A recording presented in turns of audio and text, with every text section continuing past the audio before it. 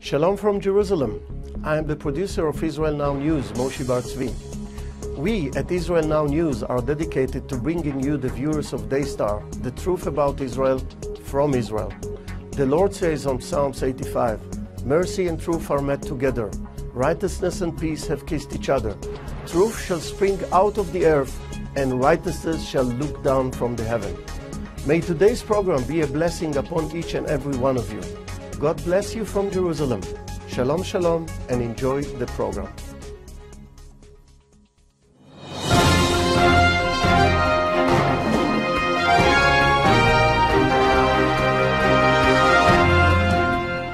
Welcome to Israel Now News. I'm Yochanan El-Rom. And I'm Erin Viner.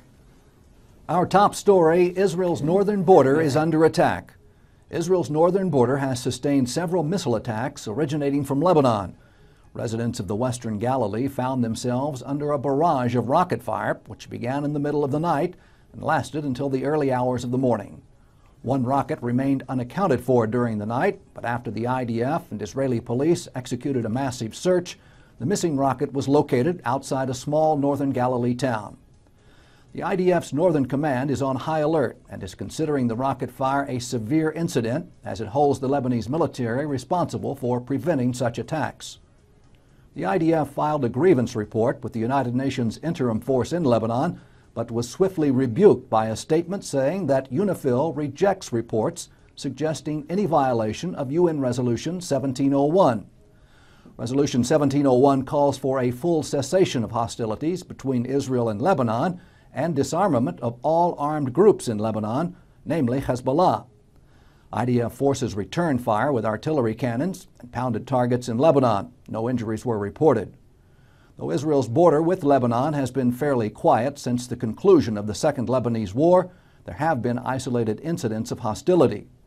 The recent rocket attacks come just days after the Israeli media reported that the IDF has been training for a future war with the terrorist organization Hezbollah, which rules the government in Lebanon. The worst fears about the outcome of the Arab Spring riots seem to be coming to fruition in the Middle East. There has been an increase in governmental control by extreme Islamists in Arab states that have experienced the popular uprising and demonstrations for regime change. Egypt is expected to follow that same fate, although the Egyptian election, which just began, is spanned over a 2-week period. The Moslem Brotherhood, known as the grandfather of Islamist movements, is poised to emerge as the biggest victor. Just before the elections, the Moslem Brotherhood held a Kill the Jews rally in Cairo. They chanted a promise to kill all the Jews one day, to wage war against Jerusalem's Judaization, and warned Tel Aviv Judgment Day has come. More than 5,000 participated in the rally, where violent hate speech was rhetoric and Egyptian and Palestinian flags were parting gifts. Dr. Ahmed Al-Tayeb, an Islamic spiritual leader, said that the Al-Aqsa Mosque is currently under an offensive by the Jews. We shall not allow the Zionists to Judaize Jerusalem. Jews around the world were charged with preventing Islamic and Egyptian unity. Participants quoted the Quran saying, "One day we shall kill all the Jews." Spokesmen for the Moslem Brotherhood, as well as Palestinian speakers, called for jihad and the liberation of all of Palestine. Businessmen in the crowd were reportedly urged to invest in Jerusalem in order to prevent the Jews from acquiring land and homes in Jerusalem. A reporter of Israel's Ynet News spoke to an elementary school teacher who said that all Egyptian Muslims are willing to embark on jihad for the sake of Palestine. He said that they have a different mentality than that of Americans and the Jews, in that they are willing and want to die for their cause. Blasts have been heard in the streets of Iran once again. 2 weeks ago, an explosion rocked the Revolutionary Guard's base near Tehran. 17 people were killed, including Hassan Mokaddam, head of the Iranian Revolutionary Guard's missile development program. Satellite photographs have now been released, which reveal that the Iranian missile base, which was hit by the explosion, was completely destroyed. Another explosion was reported this week in Isfahan, one of the largest cities in Iran, and the location of Iran's uranium conversion plant. Although the Iranian government vehemently denies an explosion, several sources from within Iran have reported a large blast. Iran's defense minister threatened Israel, saying that Iran had 150,000 missiles pointed at Israel.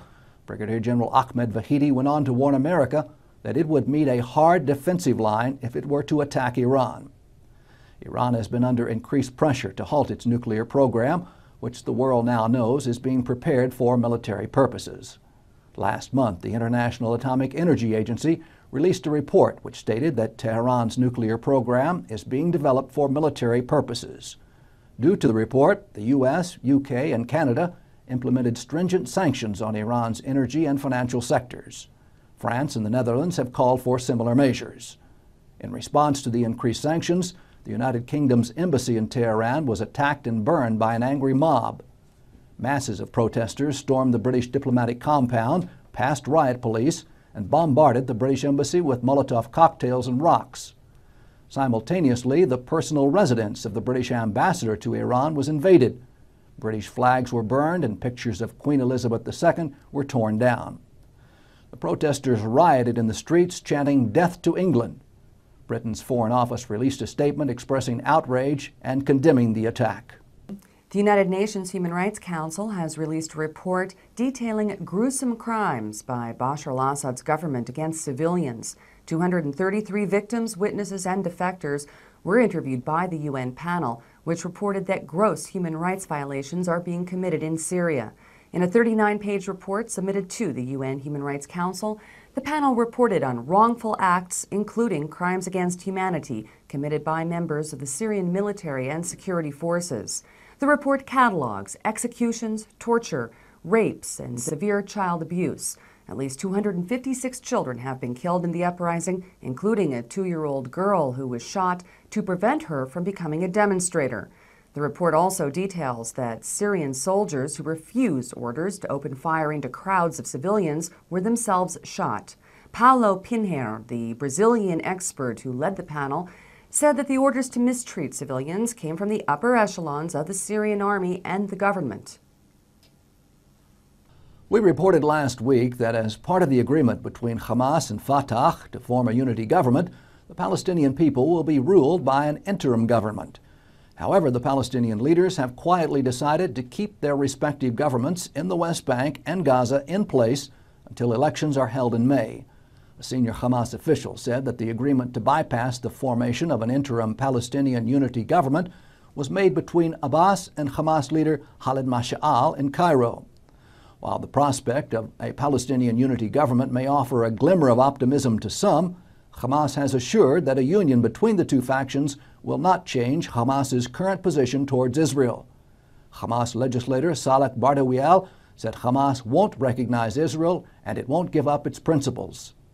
Israeli Prime Minister Benjamin Netanyahu remains skeptical about the Palestinian unity government. He told the Knesset Foreign Affairs and Defense Committee that we see that the unity talks between Abbas and Hamas are more of a symbolic and tactical move that have no concrete results. Turning now to news in Israel, and Israel's foreign minister is fighting to keep funds away from Palestinian terrorists. Aaron Viner has that story. Israel's Foreign Minister Avigdor Lieberman is at odds with Prime Minister Benjamin Netanyahu over the release of Palestinian Authority tax revenues collected by Israel.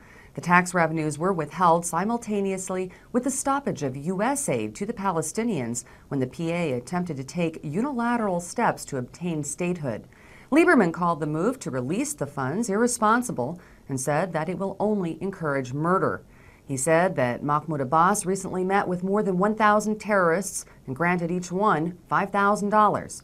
Lieberman said that that proves the money goes to murderers and to incite murder. 2 Palestinian terrorists were given multiple life sentences after being convicted of 2 separate attacks in Israel. Christine Lucan, a Christian American tourist, and Netta Sorek, a citizen of Israel, were attacked and murdered by Kifa and Ibrahim Ranimat. The men were part of a Palestinian terror cell that entered Israel illegally with the intention of murdering Jews for nationalistic reasons. Their sentencing comes after the assailants admitted to murdering the 2 women in cold blood. Representatives of the families spoke at the sentencing.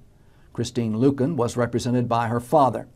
Larry Lucan came to Israel from San Antonio, Texas, to address the court. He said that he received his daughter's shirt with 12 holes from 12 stab wounds and that Christine's death had left a gaping hole in his family.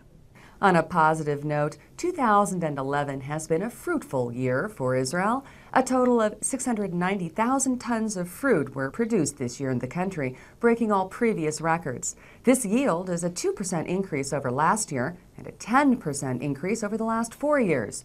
141,000 tons of bananas, 105,000 tons of apples, 75,000 tons of peaches and nectarines, 71,000 tons of grapes, and more than 70,000 tons of avocados were grown in Israel during 2011. This is being seen by Jews and Christians around the world as yet another fulfillment of God's prophecy. The deserts of Israel have literally bloomed.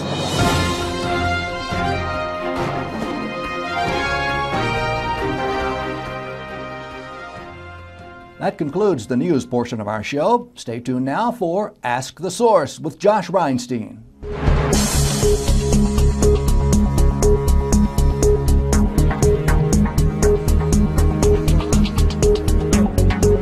Hello and welcome to Ask the Source. I'm your host Josh Reinstein, and thank God we're in Jerusalem, because only in Jerusalem could we be outdoors in our outdoor studio in December. I'm here with Alex Trayman, director of Iranium. Alex, thank you for coming on the show. Thanks so much for having me. Alex, tell us about Iranium. Well, the point of the film is to show people that the nuclear project, which Iran has been developing for the last 3 decades, really is just the tip of the iceberg. Rather, there's been 30 years of aggression against the world, against America, against Israel. They've attacked wherever they could, using whatever tools they had at their disposal. And if they should come to acquire nuclear weapons, that could really be a game changer. Well, what kind of things could happen if they do get nuclear weapons? What should we be worried about? Well, obviously there are the threats of putting a nuclear warhead onto a missile, which could be sent intercontinentally. But of course there's also the threat of a terror proxy attack, whereby Iran gives a nuclear weapon to Hezbollah, who then could use it in on ground strike, maybe off the coast of Europe or the United States on a boat. But also, having a nuclear weapon creates a nuclear umbrella, which allows Iran to potentially commit conventional terrorist attacks without the threat of a response from the United States, Europe, or other countries. Well, you know, in Israel, people think that the threat of a nuclear Iran is something that would affect Israel only. But we know, of course, that it would affect everywhere. What kind of threat does this pose to the rest of the world? Well, we do know that Iran has attacked through Hezbollah and Hamas in Israel, but they've attacked all over the world. In the 90s, they attacked Khobar Towers in Saudi Arabia. They've attacked in Buenos Aires. And of course, there was just the threat to take out a Saudi diplomat in Washington just this past month. So really, they have a global reach at this point, and they really threaten the entire world.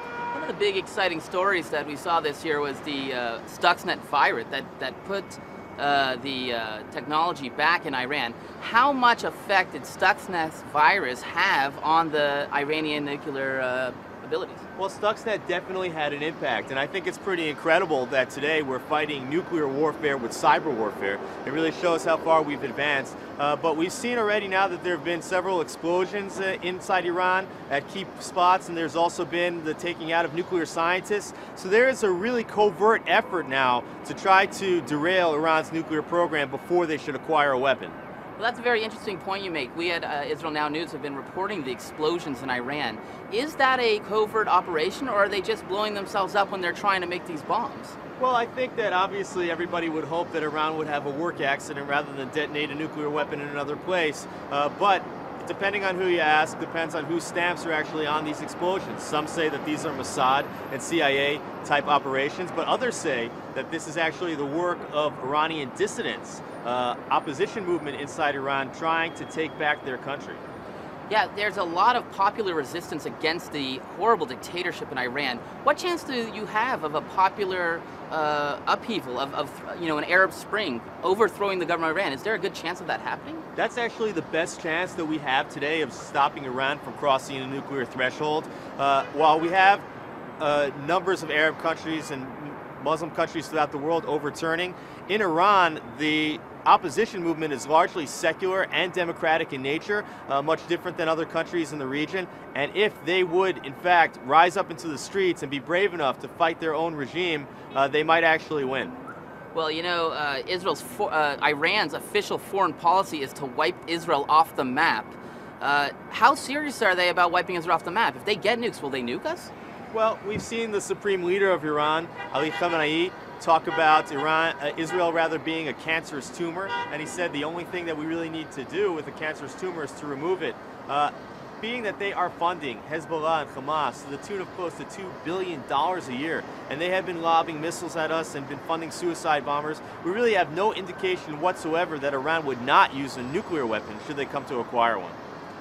Alex, there are literally tens of millions of people watching this show today. What message would you have for our audience? Well, I think the most important message is that there's a deep ideology that guides this Iranian regime. They have canonized in their constitution the concept of spreading the Islamic revolution that started in 1979 beyond Iran's borders and throughout the entire world. And they are expanding today, whether you like it or not. They have influence across the whole Middle East, all the way into the Western Hemisphere. They can touch Europe, they can touch the United States. And if we're not serious about this threat, we might not be able to defeat it should Iran come to acquire a nuclear weapon. Thank you, Alex, so much for being on the show, and thank you for tuning in to Ask the Source. I'm your host, Josh Reinstein, and now back to the studio.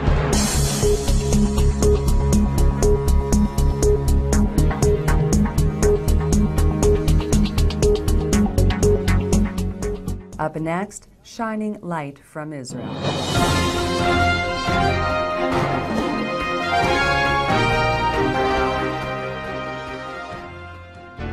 What makes the miracles of Jesus even more miraculous? Standing where they happened, in Israel. Come sail the Sea of Galilee, where Jesus calmed a raging storm. Experience Jerusalem, where Jesus restored a paralyzed man. Explore Capernaum, where Jesus spoke a centurion servant into health. To learn more about standing where it all happened, in Israel, visit goisrael.com. Come visit Israel. You'll never be the same.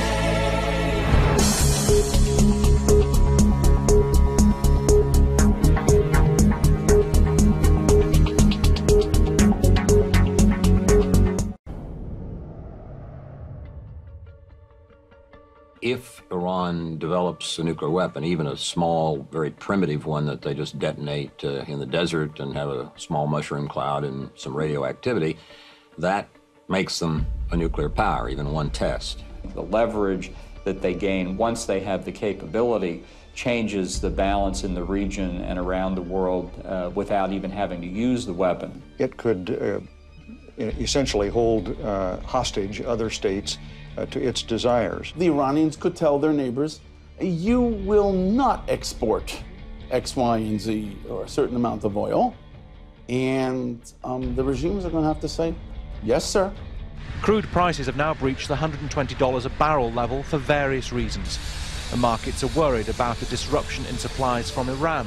When these countries disrupt oil supplies or cause volatility or even issue warnings about what they're going to do in response to certain foreign policy actions, that causes a great deal of volatility in the oil market, causes prices to go up. War games in the Gulf and the Strait of Hormuz, a crucial waterway for the movement of global oil exports. Nearly half of the world's oil supply travels on ship through the Strait of Hormuz, the narrow gateway to the Persian Gulf along Iran's coast.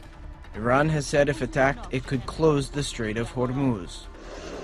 They could theoretically, and with a surface missile, cover the straits and destroy ships going through there. The temporary cutoff under those circumstances would be something that would shove the price of oil very high. Iranian nuclear weapons can significantly limit the ability to counterattacks on shipping lanes and to provide protection to surrounding nations. Newly leaked diplomatic cables posted on WikiLeaks show Middle East powers like Saudi Arabia don't trust Iran and fear that Iran will soon threaten them with a nuclear bomb. Similar comments came from the leaders of Bahrain and UAE. Iran's neighbors are looking for reassurance that we will be there for them if something goes wrong. And frankly, they're very scared that we won't be. These regimes want to survive. And that means that if we will not be there, they'll have to look elsewhere. A nuclear-armed Iran with a deliverable weapons system is going to spark an arms race in the Middle East and the greater region. Countries in that region who must protect themselves and their people will begin to want to acquire their own capability. We'll have another nuclear arms race with all kinds of undemocratic countries getting nuclear weapons, and we'll have the Saudis wanting it, the Egyptians wanting it, and other countries as well. إذا ما ثبت أن هناك برنامج نووي عسكري إيراني فنحن نرى أن هذا البرنامج يمثل تهديدا للاستقرار في الشرق الأوسط، لأنه سوف يدفع بأطراف جديدة للدخول في المجال النووي العسكري. While Iran poses a threat to countries across the region, one nation has been singled out above the rest. اسرائیل یک قده سرطانی است. خب قده سرطانی رو چیکار میکنن؟ غیر از قطع قده چه علاجی میتوان برای او کرد؟ Taking aim once again at Israel, Ahmadinejad told an audience that, quote, this origin of corruption will soon be wiped off the earth's face. You have a president of Iran that threatens to wipe a democracy and one of America's strongest allies on the planet, wipe it from the map. Now, if that isn't a wake-up call to the rest of the world, I don't know what is. Whenever Iran has developed a new weapon that can be used against Israel, they've shipped it to Hezbollah. Now, those missiles give Iran, through Hezbollah, the capability of hitting any target in Israel and hitting it with a very large warhead. Once the Iranian missiles are up and running on launching pads in Lebanon, they can reach not just Israel, they can reach Western targets. So we are talking about an expansion of Iran in the entire Eastern Mediterranean region, something that has not happened even during the Cold War under the Soviet threat. In 1998, the Iranians carried out a test to launch a Scud missile from a barge in the Caspian Sea. Many people believe that this is what the Iranians would like to do with the United States, put a missile in a cargo ship going off of our coast and attack Baltimore, attack New York, attack Washington, D.C. From 100 miles off our coast, we'd never see it. You can put it on a ship, and you can sail that ship into New York Harbor and blow it up. You have no real way of stopping that, because how do you know which of the thousands of ships that move around has that device on it? 95% of U.S. trade is handled at ports similar to this one on New York's Staten Island. But only 5% of these containers are visually inspected. They could use such a weapon in some covert way, say on a Hezbollah crewed fishing boat in some port somewhere in the world.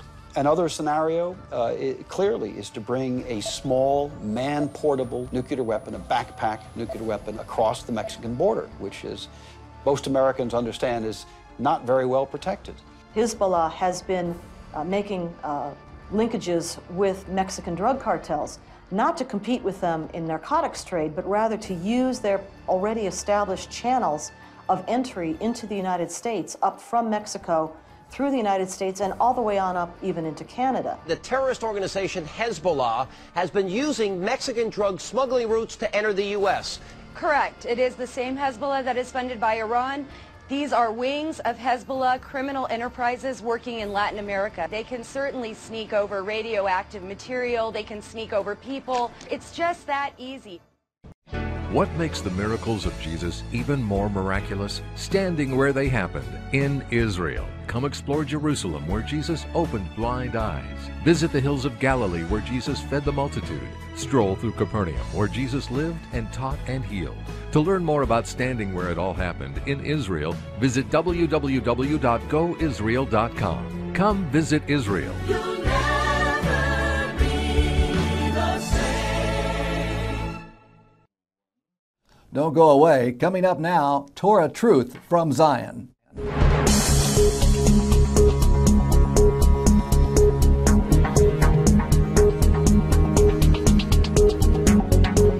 Welcome to Jerusalem. My name is Rabbi David Lichtman from Eish HaTorah. This week's Torah portion is the Torah portion called Vayetze in Hebrew, and he went out when Jacob, our forefather, left the land of Canaan, the land of Canaan, and went to Haran in Mesopotamia in order to escape the wrath of his twin brother Esav and to find a wife. And find a wife he did, or at least he thought he found a wife, in Rachel. the daughter of Laban. He proposed to marry Rachel, and the engagement was a rather lengthy one, 7 years. At the end of those 7 years, though, something different occurred than according to the original thought-out plan. In fact, from the story, we see that Laban had actually switched Rachel for a different daughter, Leah. And so the next morning, when they awoke after the wedding festivities, Jacob saw that, in fact, the woman he married the night before was Leah and not Rachel. And in fact, his father-in-law Laban had switched the women. The question becomes, how was that possible? How is it possible that Jacob wouldn't even find out that the bride that he had married wasn't the woman that he intended to marry? This, of course, is a very involved question. Our rabbis from the Talmud 1800 years ago tell us a rather fascinating insight to understanding some aspects of how this actually developed. Laban was known as a man who was quite involved in trickery, in deceit, in fraud, unfortunately. And Jacob and his bride-to-be, Rachel, Laban's daughter, understood that all too well. And they also understood that for reasons that are understood within their family, Leah, being the older daughter, would be potentially switched for Rachel under the wedding canopy. However, as the wedding night came to be closer and closer, and Rachel became aware that her father in fact intended to switch, just before the actual wedding ceremony, Rachel stopped, pulled her sister Leah aside, and provided her with the passwords. And she was giving up everything. For what? Our commentaries tell us so penetratingly and beautifully that Rachel was very, very concerned of the humiliation that her sister would experience should in fact Jacob find out. It wasn't Leah, but in fact, it wasn't Rachel, but it was in fact Leah. And this humiliation that she would suffer is something that Rachel couldn't countenance. And so she gave up her place next to Jacob and provided Leah with the password so that her sister wouldn't be humiliated. What a message. What a message it is to us. What Rachel was willing to give up so that her sister wouldn't be humiliated. And we live in a society where humiliating other people is sometimes a living that people have. And so if we can only learn from this, the sensitivity towards other people, and try to measure our actions and our words towards others so that we bring pleasure to others as opposed to humiliation and pain, then this would in fact be a much better world in which to live. Thank you very much. All the best.